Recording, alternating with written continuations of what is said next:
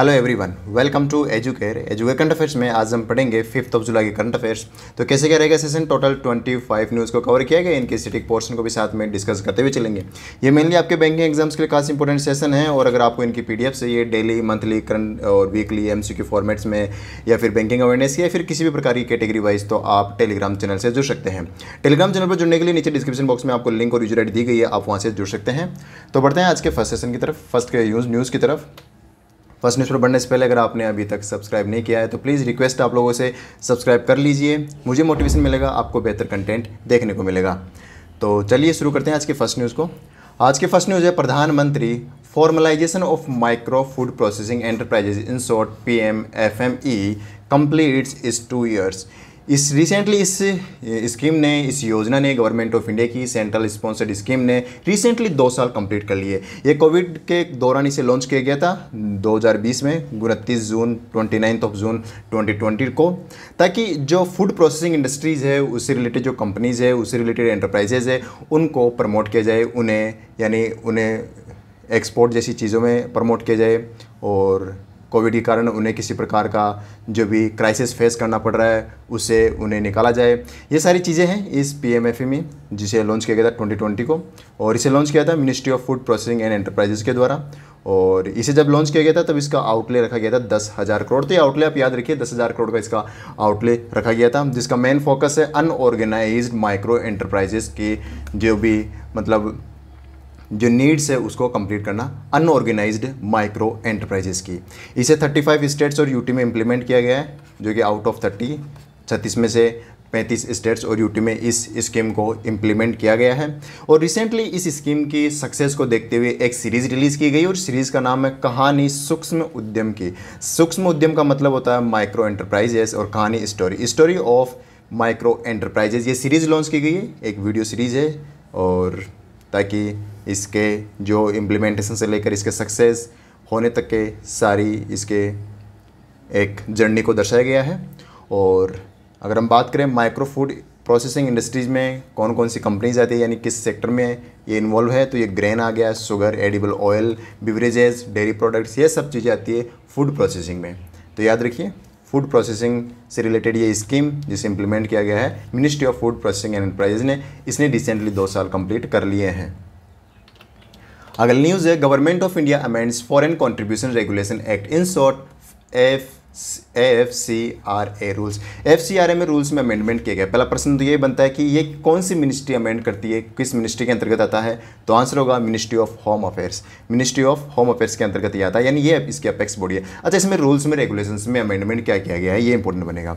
इसमें एक important amendment ये किया गया है कि पहले जो फॉरेन कॉन्ट्रीब्यूशन आता था, फॉरेन कॉन्ट्रीब्यूशन का मतलब है कोई अपने रिलेटिव्स को भेज रहा है, कोई किसी जानकार को बाहर से पैसा इंडिया में भेज रहा है, तो क्या गारंटी वह पैसा किसी पॉजिटिव चीज़ में यूज़ किया जाएगा। हो सकता है वो इंडिया के नेगेटिव चीज़ में यूज़ किया जा सके, हो सकता है इंडिया को उससे यानी नॉन इंटरेस्ट चीज़ों में भेजा जा रहा है, हो सकता है वो टेररिज्म को भेजा जा रहा है। तो इस चीज़ को रोकने के लिए, इस चीज़ का पता लगाने के लिए रूल्स, ये foreign contribution regulation act FCRA rules बनाया गया था। इसे बनाया गया था 1976 में। और अब इसमें अमेंडमेंट क्या किया गया है कि पहले लिमिट ये थी कि अगर कोई कॉन्ट्रीब्यूशन कर रहा है बाहर का, तो वह 1 लाख रुपए तक का कॉन्ट्रीब्यूशन कर सकता है। अगर 1 लाख से ऊपर का कॉन्ट्रीब्यूशन कर रहा है तो उसे अथॉरिटी को इन्फॉर्म करना होगा इससे रिलेटेड। लेकिन अभी से 1 लाख की लिमिट को बढ़ाकर कितना कर दिया गया है, 10 लाख लिमिट कर दी गई है। अगर आप 10 लाख तक तो कोई इशू नहीं है, आप आराम से सेंड कर सकते हैं मनी। लेकिन आप 10 लाख से ऊपर अगर अमाउंट सेंड करते हैं तो आपको अपेक्स बॉडी को इन्फॉर्म करना होगा इसके रिगार्डिंग। तो याद रखिए, ये रूल्स 1 जुलाई 2022 से अप्लाई होंगे। 2022 से जो ऑलरेडी जा चुका है 1 जुलाई, अब इससे ऑनवर्ड ये रूल अप्लाई रहेगा। FCRA की बात करें तो बेसिक तो मैंने आपको बताई दी, इसकी स्थापना 1976 में हुई थी। और ये FCRA covers all of India and it also applicable Indian national living abroad, जो बाहर रहते हैं उन लोगों के लिए भी एप्लीकेबल रहेगा। इतना आप याद रखिए। अगली न्यूज़ है prime minister Narendra Modi approves the establishment of financial services institution bureau. देखिए, फाइनेंशियल सर्विसेज इंस्टीट्यूशन ब्यूरो का सिंपल मतलब है कि ये बैंक्स बोर्ड ब्यूरो को रिप्लेस करके बनाया गया है, और कुछ खास चीज़ है नहीं। अब बैंक बोर्ड ब्यूरो क्या चीज़ है? ये है जो बैंकिंग फाइनेंस से रिलेटेड यानी फाइनेंशियल इंस्टीट्यूशंस में अपॉइंटमेंट से रिलेटेड ये एक अथॉरिटी है, यानी ये ही अपॉइंटमेंट कराती है डायरेक्टर जनरल्स का या नॉन एग्जीक्यूटिव डायरेक्टर्स का, जनरल मैनेजर्स का, डायरेक्टर्स का, इन चीज़ें होल टाइम डायरेक्टर्स का, इन लोगों का अपॉइंटमेंट कौन करता है इन फाइनेंशियल इंस्टीट्यूशंस में? Banks board bureau. अब इसे ख़त्म कर दिया गया, इसे रिप्लेस करके क्या बना दिया गया? फाइनेंशियल सर्विसेज इंस्टीट्यूशन ब्यूरो, इसका नाम बदलकर ये कर दिया गया। अब इसका रोल क्या रहेगा कि जो भी पब्लिक सेक्टर बैंक्स है, जितने भी पब्लिक सेक्टर इंश्योरेंस कंपनीज है, जितने भी फाइनेंशियल इंस्टीट्यूशंस है, उनमें अगर डायरेक्टर्स, नॉन एग्जीक्यूटिव डायरेक्टर्स और होल टाइम डायरेक्टर्स का अगर अपॉइंटमेंट करना है तो ये अथॉरिटी उनका अपॉइंटमेंट करेगी। दूसरी चीज़, अगर कोई non life public sector insurance company है, नॉन लाइफ इंश्योरेंस सेक्टर और नॉन लाइफ इंश्योरेंस सेक्टर, ये इसमें आ गया, जिसमें होल टाइम डायरेक्टर और नॉन एग्जीक्यूटिव डायरेक्टर का अपॉइंटमेंट किया जाएगा। लेकिन अगर कोई सिर्फ non life public sector insurance company है, उसमें अगर सिर्फ डायरेक्टर और जनरल मैनेजर का अपॉइंटमेंट करना है तो भी यही अपॉइंटमेंट करेगी। तो टोटल 4 प्रकार के अपॉइंटमेंट हो गए जो मैंने गोले कर रखे हैं, उनमें देख सकते हैं। तो ये करेगा फाइनेंशियल सर्विसेज इंस्टीट्यूशन ब्यूरो, इतना आप याद रखिए। और फाइनेंशियल सर्विसेज इंस्टीट्यूशन ब्यूरो, इसकी स्थापना तो हुई है, लेकिन इसकी स्थापना में 2 चीज़ें इंपॉर्टेंट बनेगी कि एक तो इसमें एक तो चेयरमैन रहेगा और 2 मेंबर्स रहेंगे, 2 मेंबर्स और 1 चेयरमैन, टोटल 3 मेंबर्स रहेंगे फाइनेंशियल SIB में, FSIB में टोटल 3 मेंबर रहेंगे। अब जो चेयरमैन है वो अब हमारे लिए इंपॉर्टेंट बनेगा। जो चेयरमैन किन्हें अपॉइंट किया गया है? भानु प्रताप शर्मा को क्या बनाया गया है? चेयरमैन बनाया गया है। तो इनका नाम इंपॉर्टेंट बनेगा, 2 सालों के लिए बनाया गया है, तो ये फर्स्ट चेयरमैन है। अगली न्यूज़ को देखते हैं। अगली न्यूज़ है Kerala government has launched the medical insurance scheme, जिसका नाम है medical insurance scheme for state employees and pensioners. बस इससे आपको समझ आता है कि गवर्नमेंट एम्प्लॉयज़ के लिए, स्टेट लेवल के गवर्नमेंट एम्प्लॉयज़ के लिए, और जो पेंशनर्स है जिन्हें पेंशन मिल रही है उन लोगों के लिए मेडिकल सर्विस है। मेडिकल सर्विस में 3 लाख रुपये तक का एक हर साल पर कैंडिडेट 3 लाख रुपये का इंश्योरेंस अवेल कर सकते हैं, इतने अमाउंट का। तो याद रखिए 3 लाख रुपये तक का अवेल कर सकते हैं। ये लॉन्च किया है केरला गवर्नमेंट ने सिर्फ गवर्नमेंट एम्प्लॉयज़ के लिए। केरला के गवर्नर है आरिफ मोहम्मद खान। अगली न्यूज है State Bank of India awarded best bank for outstanding contribution in the promotion and development of MSME, micro small medium enterprises sectors में अगर किसी बैंक ने अपना बेस्ट एफर्ट्स लगाया तो फिर हमारा आंसर होगा state Bank of India. Recently हमने पढ़ा था कि किस स्टेट ने MSME के लिए बेस्ट वर्क किया, बेस्ट कंट्रीब्यूशन दिया, बेस्ट डेवलपमेंट किया है, तो हमारा आंसर था ओडिशा। लेकिन अब इसमें हमारा आंसर होगा कि किस बैंक ने बेस्ट इंप्लीमेंटेशन किया है, बेस्ट ये कह सकते हैं कि प्रमोशन डेवलपमेंट के रिगार्डिंग, MSME के रिगार्डिंग किया है, तो हमारा आंसर होगा स्टेट बैंक ऑफ इंडिया। और स्टेट बैंक ऑफ इंडिया को best bank for outstanding contribution in MSME award दिया गया है। इसके बाद अवार्ड 2nd नंबर पर आता है बैंक ऑफ महाराष्ट्र, फिर उसके 3rd नंबर पर आता है पंजाब नेशनल बैंक। तो ये तीनों बैंक्स का नाम आप याद रखिए, इंपॉर्टेंट बनता है। अगली न्यूज है State Bank of India SBI card partners with Aditya Birla finance to launch a credit card named Aditya Birla SBI card. Aditya Birla SBI card recently launch किया गया आदित्य बिरला फाइनेंस के द्वारा। लेकिन इसे स्पॉन्सर किसने किया है, ये कार्ड कौन सा कार्ड पार्टनर है, तो हमारा आंसर होगा state Bank of India SBI card. ये इसकी पार्टनर कंपनी है कार्ड में, और आंसर हमारा SBI रहेगा, क्योंकि क्वेश्चन ये पूछा जाएगा कि आदित्य बिरला फाइनेंस ने क्रेडिट कार्ड लॉन्च करने के लिए रिसेंटली किस कार्ड कंपनी के साथ MOU साइन किया, तो आंसर होगा state Bank of India card company के साथ। लेकिन इसमें जो प्लेटफॉर्म प्रोवाइड कराया जाएगा वो वीज़ा का प्रोवाइड करवाया जाएगा, वीज़ा पावर्ड क्रेडिट कार्ड रहेगा, जिसका आप यूज़ कर सकते हैं in the telecom, in the fashion, travelling, dining, entertainment and hotels. इन चीज़ों में आप यूज़ कर सकते हैं, जहाँ पर आपको रिवॉर्ड्स देखने को मिलेंगे और काफ़ी बेनिफिट्स आपको देखने को मिलेंगे। अगली न्यूज़ है Edelweiss general insurance joins hands with Avanse financial for students travel insurance. जो स्टूडेंट्स बाहर पढ़ने जाते हैं उनका ट्रेवलिंग का इंश्योरेंस कौन करेगा, तो इसका अनाउंसमेंट किया रिसेंटली इडेलवाइज जनरल इंश्योरेंस ने कि हम इनका इंश्योरेंस करेंगे, लेकिन हमें एक फाइनेंशियल इंस्टीट्यूशन की आवश्यकता है। तो फिर इसके लिए इन्होंने एवनेस फाइनेंशियल इंस्टीट्यूशन के साथ MOU साइन कर लिया। एवनेस एक इंस्टीट्यूशन है जो स्टूडेंट्स को फाइनेंस, यानी जो स्टूडेंट्स होते हैं एजुकेशन से रिलेटेड, उन लोगों को लोन्स प्रोवाइड करने का काम करता है, और ये एक नॉन बैंकिंग फाइनेंशियल कंपनी है, NBFC है, एवनेस फाइनेंशियल्स। और अब इसी के साथ इडेलवाइज जनरल इंश्योरेंस ने MOU साइन किया ताकि स्टूडेंट्स को ट्रैवल इंश्योरेंस प्रोवाइड करवाया जा सके। तो दोनों का नाम याद रखिए। अगली नीचे CRISIL cuts India's GDP growth to estimate 7.3% for the financial year 2023। देखिए रिजर्व बैंक ऑफ इंडिया ने अनुमान लगाया 7.2%, लेकिन अब क्रिशियल ने अनुमान लगाया कि 7.3% रहेगा इंडिया की GDP growth in the year financial year 2023। ठीक है, और अगर क्रिशियल की बात करें तो क्रिशियल सब्सिडरी है किसकी, एसएनपी की, और एसएनपी ग्लोबल अमेरिका की एक कंपनी है, एक फाइनेंशियल कंपनी है जो कि फाइनेंशियल डेटा जैसे जीडीपी रिलेटेड स्टैटिक्स ये चीज़ें बताने का काम करती है। और क्रिशियल का हेडक्वार्टर मुंबई में, यानी इसकी सब्सिडरी का हेडक्वार्टर कहाँ पर है, एसएनपी की सब्सिडरी का हेडक्वार्टर कहाँ पर है, मुंबई में, और सब्सिडरी कौन सी है, क्रिशियल। और क्रिशियल ने क्या अनुमान लगाया है, 7.3% जीडीपी ग्रोथ रहने का अनुमान लगाया है। अगली न्यूज़ है government authorises State Bank of India to issue and encash electoral bonds. Electoral bonds एक इंपॉर्टेंट चीज़ है आपके एग्जाम पॉइंट ऑफ व्यू से। इलेक्ट्रल बॉन्ड को लॉन्च किया गया था इन द ईयर 2018 में, 2018 में इलेक्ट्रल बॉन्ड को, जनवरी 2018 में। मैंने स्टैटिक पोर्शन में इस क्वेश्चन को इंक्लूड कर लिया है कि जनवरी 2018 में इलेक्ट्रल बॉन्ड को लॉन्च किया गया था। दूसरी इंपॉर्टेंट चीज़ ये है कि इलेक्ट्रल बॉन्ड कौन सा बैंक इश्यू करता है, तो सिर्फ और सिर्फ state Bank of India erectile bonds issue करता है। तीसरा इंपॉर्टेंट क्वेश्चन, इलेक्ट्रल बॉन्ड्स की वैलिडिटी कितनी होती है, तो इलेक्ट्रल बॉन्ड्स की इश्यू करने के बाद 15 वर्किंग डेज, मैं वर्किंग डेज की बात कर रहा हूँ, वर्किंग डेज 15 वर्किंग डेज इसकी वैलिडिटी रहती है इलेक्ट्रल बॉन्ड की।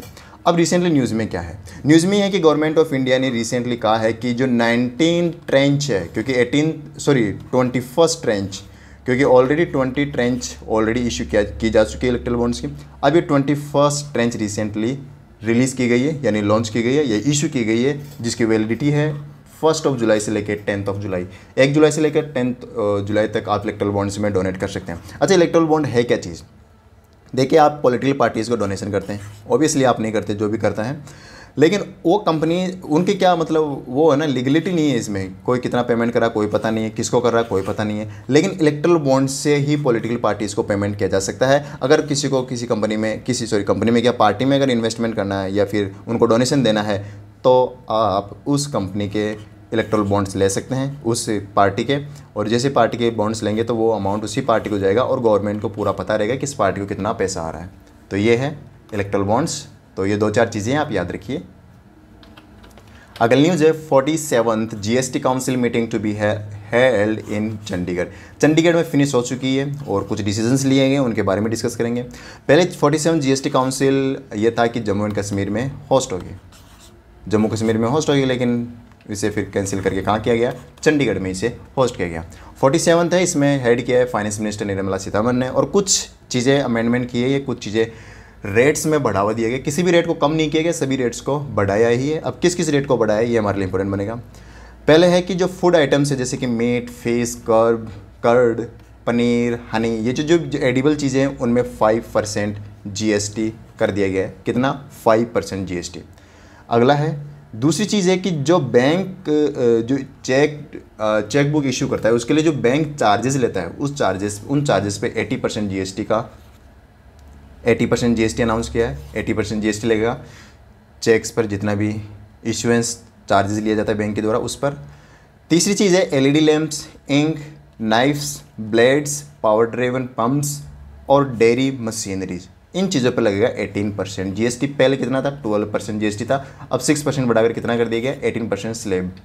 अगली है सोलर वाटर हीटर्स पर प्लस फिनिश्ड लेदर, जो फिनिश्ड लेदर है इन दोनों चीज़ों पर कितना जीएसटी लगेगा, 12% जीएसटी लगेगा। पहले कितना था, 5% जीएसटी था। ये सारी जीएसटी आप याद रखिए, पूछा जा सकता है कि फिनिश्ड लेदर पर रिसेंटली अनाउंस किया गया कितना जीएसटी लगेगा, तो 12%। सारी चीज़ों का आप नाम याद रखना होगा। दूसरी चीज़, अगर आप होटल बुक करते हैं और अगर उसकी प्राइस 100 रुपीज़ पर डे के हिसाब से है, 1000 या इससे कम है, तो आप पर लगेगा 12% टैक्स, 12% टैक्स लगेगा। ये कुछ इंपॉर्टेंट रेट्स है, याद रखिए। अगली State Bank of India, HDFC and ICICI, इन तीनों बैंक्स ने recently Perfios account aggregator services में, Perfios account aggregator services company में 9.54 स्टेक्स लिया है। हर कंपनी ने 9.54 स्टेक लिया है। इस हिसाब से टोटल 28 से भी ज़्यादा स्टेक इन्होंने लिया है तीनों बैंक्स ने मिलाकर, किसमें, पेरफ्यू अकाउंट एग्रीगेटर सर्विसेज में। अच्छा, पेरफ्यू अकाउंट एग्रीगेटर सर्विस कंपनी है क्या? अकाउंट एग्रीगेटर वह कंपनी होती है जो किसी भी कस्टमर का कंप्लीट डेटा अपने पास रखती है और ज़रूरत पड़ने पर लोन प्रोवाइडर कंपनी को वह डेटा दे देती है।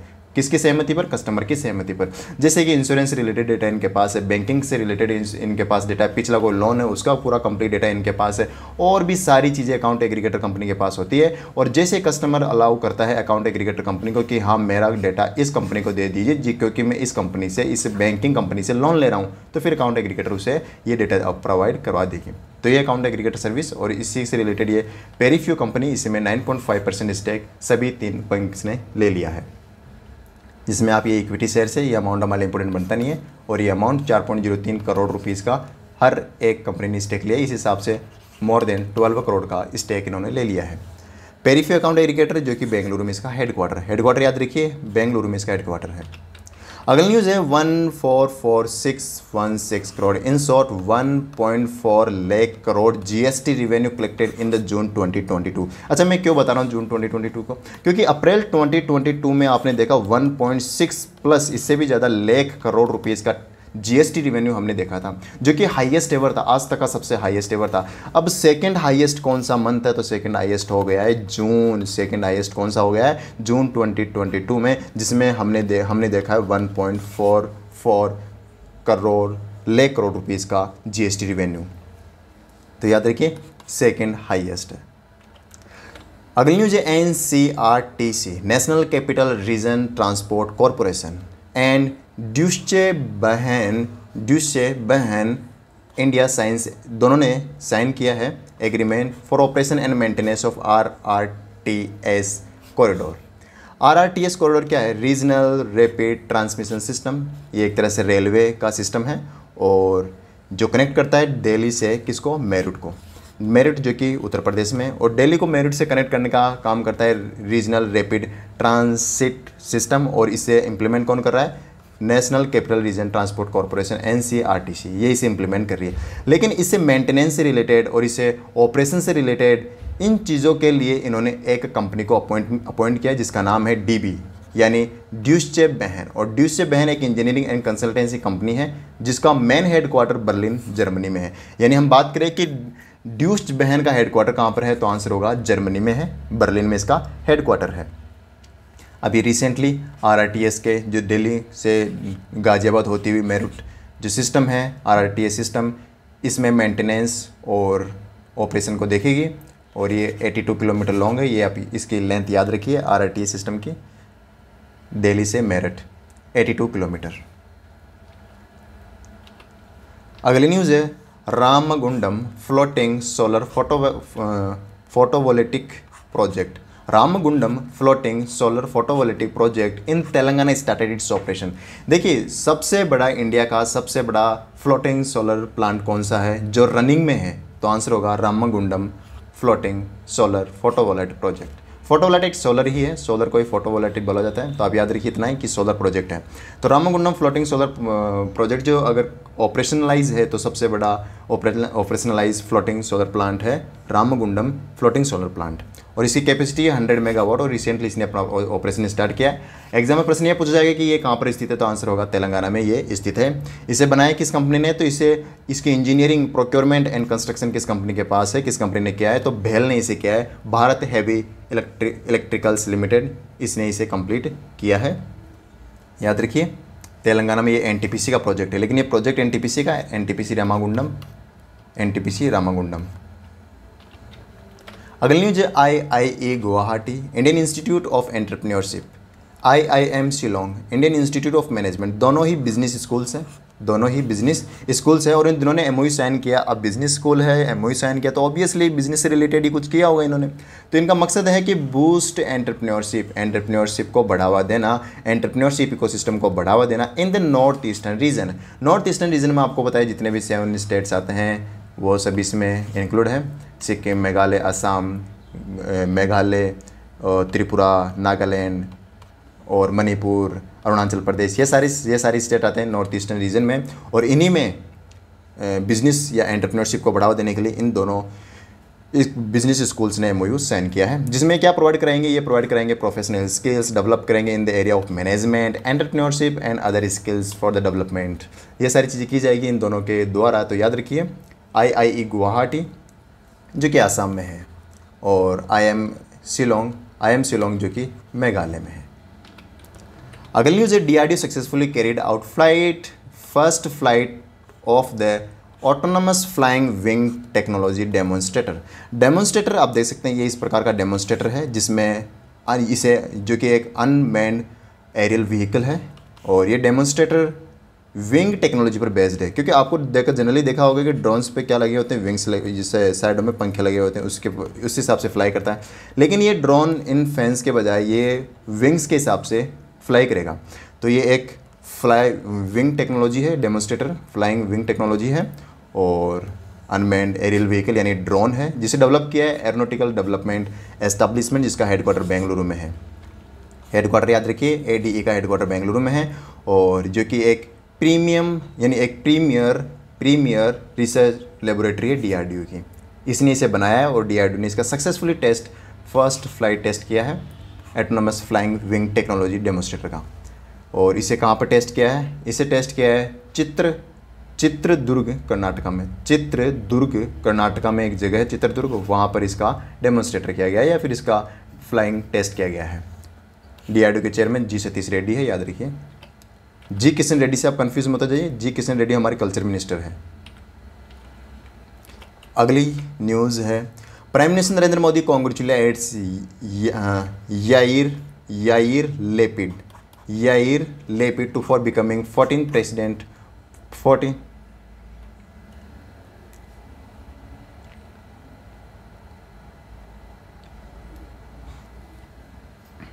इतना आप याद रखिए। अगली न्यूज़ पर बढ़ते हैं। अगली न्यूज़ है, prime minister Narendra Modi congratulates यार Lapid for becoming 14th prime minister of Israel के प्रेसिडेंट अभी रिसेंटली पहले अपॉइंट हुए थे, लेकिन फिर से जो सत्ता है उसमें उलटफेर हो गया, और फिर से नए प्राइम मिनिस्टर बन गए। और नए प्राइम मिनिस्टर कौन बने हैं? 14 नंबर के नए प्राइम मिनिस्टर बन गए यार लेपिड। याद रखिए, यार लेपिड ने किसको रिप्लेस किया है? नेफ्ताली बेनेट को। नेफ्ताली बेनेट पहले इसके प्राइम मिनिस्टर थे इसराइल के, अब यार लेपिड बन गए। इसराइल की बात करें तो जेरूसलम यहाँ की कैपिटल है, और यहाँ पर इजरायली शेकल यहाँ की करेंसी है। इमेज में देख सकते हैं, यही है यार लेपिड। अगली न्यूज़ है, Ketanji Brown Jackson become the first black women on US supreme court. US के सुप्रीम कोर्ट की बात करते हैं, US सुप्रीम कोर्ट में टोटल 9 जजेज होते हैं, जिसमें 8 तो होते हैं एसोसिएट जजेज, और 1 होते हैं सुप्रीम जज, कह सकते हैं कि चीफ जस्टिस होते हैं। अब तक टोटल 115 जजेज इसमें अपॉइंट हो चुके हैं। अब 116 जज बनी है कौन? केतांजी ब्राउन जैक्सन। और केतांजी ब्राउन जैक्सन पहली in the history of US पहले ब्लैक वुमेन जज बन गई है, इसलिए सुपर इंपॉर्टेंट बनती है। और सुप्रीम कोर्ट के चीफ जस्टिस कौन है? US सुप्रीम कोर्ट के चीफ जस्टिस कौन है? जॉन जी रॉबर्ट्स जूनियर इसके चीफ जस्टिस है। और 8 जो एसोसिएट जजेज है उनमें से एक जज बन गई केतांजी ब्राउन जैक्सन। इमेज में देख सकते हैं, यही है केतांजी ब्राउन जैक्सन। अगली न्यूज़ है, the life and times of George Fernandes. इनकी बायोग्राफी रिलीज़ की गई है, और ये बायोग्राफी ऑब्वियसली नाम में छिपा है, जॉर्ज फर्नांडिस की है। और जॉर्ज फर्नांडिस कौन है? जॉर्ज फर्नांडिस इंडिया के पूर्व यूनियन रेलवे मिनिस्टर रह चुके हैं, डिफेंस मिनिस्टर रह चुके हैं, और इन्हीं पर बेस्ड एक बायोग्राफी बनाई गई है। इसे ऑथर किसने किया है? तो राहुल रामगुंडम ने इसे ऑथर किया है। राहुल रामगुंडम ये एक ऑथर है, इन्होंने इस बुक को ऑथर किया है, जो कि एक बायोग्राफी है जॉर्ज फर्नांडिस की। अगली न्यूज़ है, Tanuja Nesari awarded with the Ayurveda Ratna award.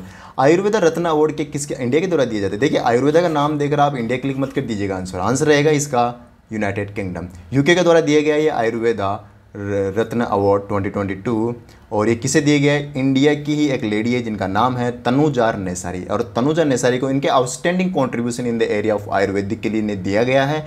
ये वर्तमान में इनकी पोस्ट क्या है? वर्तमान में ये डायरेक्टर जनरल है of all India institute of Ayurveda की ये प्रेजेंट में डायरेक्टर है, और इन्हीं को ये अवार्ड दिया गया है, आयुर्वेदा रत्न अवार्ड। इंपॉर्टेंट अवार्ड है, याद रख लीजिए, एग्जाम का 100% क्वेश्चन है। ये अवार्ड दिया गया था during the international day of yoga 21 जून को, इंटरनेशनल डे ऑफ योगा 21 जून को। और all India institute of Ayurveda, इसका हेडक्वार्टर न्यू दिल्ली में है, लेकिन याद रखिए बस, और तो कुछ खास इंपॉर्टेंट बनता नहीं है कि all India institute of Ayurveda का हेडक्वार्टर न्यू दिल्ली में है और ये डायरेक्टर जनरल है all India institute of Ayurveda की, और आयुर्वेदा रत्न अवार्ड दिया गया है यूके के द्वारा। तनुजा अंसारी यही है, नेसारी यही है, देख लीजिए इमेज में। अगली न्यूज़ है, अशोक सुता won the CII confederation of Indian industry quality Ratna award 2021। Quality Ratna award क्यों दिया गया है अशोक सुता को? क्योंकि अशोक सुता एक एंटरप्रेन्योर है, एक फाउंडर एंड चेयरमैन है of the happiest mind technologies company के, और इन्हीं के outstanding leadership, contribution and distinguished services for the quality movement in India के लिए अवार्ड दिया गया है। तो इनके एक क्वालिटी कह सकते हैं, एक क्वालिटी रोल के लिए अवार्ड दिया गया है, क्वालिटी कंट्रीब्यूशन के लिए अवार्ड दिया गया है। आप इनका नाम याद रखिए, अशोक सूता। और अवार्ड किसके द्वारा दिया गया? कॉन्फेडरेशन इंडियन इंडस्ट्री के द्वारा, और क्वालिटी रत्न अवार्ड इस अवार्ड का नाम है। अगली न्यूज है, Neeraj Chopra clinches silver medal. Again अभी कुछ दिनों पहले हमने पढ़ा था कि नीरज चोपड़ा ने सिल्वर मेडल जीता है रिकॉर्ड बनाकर, लेकिन फिर से अगेन इसी मंथ में इन्होंने फिर से अपना एक और रिकॉर्ड बना लिया है, और फिर से अपना नया रिकॉर्ड कितना बनाया? 89.94 मीटर इन्होंने जेवलिन फेंक कर ये नया रिकॉर्ड बना लिया है अपना खुद का। और ये रिकॉर्ड बनाया इन्होंने स्टॉकहोम डायमंड लीग में। स्टॉक डायमंड लीग ये स्पोर्ट्स इवेंट है और ये रिसेंटली स्टॉकहोम में हुआ। और स्टॉकहोम कहाँ पर है? ये स्वीडन की कैपिटल है, तो स्वीडन में ये स्थित है। यहाँ पर इन्होंने सिल्वर मेडल जीता, लेकिन गोल्ड किसने जीता? गोल्ड जीता एंडरसन पीटर ने। एंडरसन पीटर्स ने ये गोल्ड जीता है, जिन्होंने 90.31 मीटर इन्होंने ये जेवलिन फेंकी है, 90.31 मीटर। सेकेंड नंबर पर नीरज चोपड़ा आते हैं, जिन्होंने 89.94 मीटर जेवलिन फेंकी है। तो याद रखिए, इंडिया ने ये पहली बार मेडल जीता है, पहली बार। सो सुपर इंपॉर्टेंट क्वेश्चन है, सुपरमैन है Neeraj Chopra. Athletics world championship. Athletics world championship ये होस्ट होने जा रही है इन द इग्वेने ओरेगन। इग्वेने जो कि एक जगह है, और जगह कहाँ पर है? ओरेगन स्टेट में। और ओरेगन स्टेट कहाँ पर है? यूएस में। यूएस का एक स्टेट है ओरेगन। ओरेगन में इस जगह है जिसका नाम है यूगेने, और यूगेने में ही ये होस्ट होने जा रहा है एथलेटिक्स वर्ल्ड चैंपियनशिप। अभी हमारे लिए इंपॉर्टेंट क्या है? हमारे लिए इंपॉर्टेंट ये है कि इंडिया की तरफ से 17 मैन, 17 पुरुष और 5 महिलाएं जो प्लेयर्स है वो इसमें पार्टिसिपेशन ले रहे हैं। टोटल कितने हो गए? 22 प्लेयर्स इसमें पार्टिसिपेट ले रहे हैं। अब इस पार्टिसिपेशन में से लीड कौन कर रहा है, ये इंपॉर्टेंट बनेगा। नीरज चोपड़ा। नीरज चोपड़ा इस 22 मेंबर की इंडियन कॉन्टिजेंट को लीड करेंगे ओरेगन में। अगली न्यूज़ है, world sports journalist day is annually observe on the 2 July. World sports journalist day ये बनाया जाता है हर साल to recognise the sports journalist. जो स्पोर्ट्स जर्नलिस्ट है उनको रिकॉग्नाइज करने के लिए, उनके आउटस्टैंडिंग एफर्ट्स के लिए इन द जर्नलिस्ट, एंड जो कि दुनिया के सामने स्पोर्ट्स को लेकर आते हैं, लोगों को दिखाते हैं, व्यूवर्स को वह दिखाते हैं। तो कहीं ना कहीं जर्नलिस्ट का ही एक मेन रोल होता है। तो इन्हीं को रिकॉग्नाइज करने के लिए, इन्हीं को एनकरेज करने के लिए हर साल वर्ल्ड स्पोर्ट्स जर्नलिस्ट डे 2 जुलाई को मनाया जाता है। इसे बनाने वाली अथॉरिटी का नाम है international sports press association, AIPS। आप AIPS को इससे कनेक्ट करने की कोशिश मत कीजिए। AIPS फ्रेंच में लिखा हुआ वर्ड है AIPS का, जो हमारे लिए इंपॉर्टेंट नहीं बनता है। आप सिंपल इतना याद रखिए, AIPS ये एक अपेक्स बॉडी है स्पोर्ट्स जर्नलिस्ट की, और यही इसे हर साल सेलिब्रेट करती है। इसकी स्थापना हुई थी 1924 को during the Paris summer Olympics, और अब फिर से पेरिस समर ओलंपिक 2026 में होस्ट होने जा रहे हैं, तो याद रखिए। और अगर हम बात करें इंडिया लेवल की स्पोर्ट्स जर्नलिस्ट फेडरेशन का, तो इसका हेडक्वार्टर कोलकाता में है। Sports journalist federation of India का हेडक्वार्टर कहाँ पर है? कोलकाता में है। अगली news, international day of cooperatives. International day of cooperatives हर साल की कोई डेट तो फिक्स है नहीं, लेकिन इसका फिक्स एक चीज़ है, वह है इसका सैटरडे। 1 सैटरडे को हर साल इंटरनेशनल डे ऑफ कोऑपरेटिव्स मनाया जाता है, 1 सैटरडे को। लेकिन इस साल 2022 में 1 सैटरडे कब आया? 2 जुलाई को। 2 जुलाई को 1 सैटरडे आया, और इसी दिन को हर साल नहीं, इसी दिन को इंटरनेशनल डे ऑफ कोऑपरेटिव्स मनाया गया। हमारे लिए इसकी इंपॉर्टेंट थीम रहेगी, थीम है cooperatives build a better world. Cooperatives build a better world ये साल की थीम है, याद रखिए। तो ये था आज का ओवरऑल 5 जुलाई का करंट अफेयर्स। कैसा लगा करंट अफेयर्स कमेंट करके ज़रूर बताइए। अगर आपने अभी तक सब्सक्राइब नहीं किया है तो आप इसे सब्सक्राइब कर लीजिए और आप मिलते हैं 6 जुलाई के करंट अफेयर्स में। तब तक के लिए गुड बाय।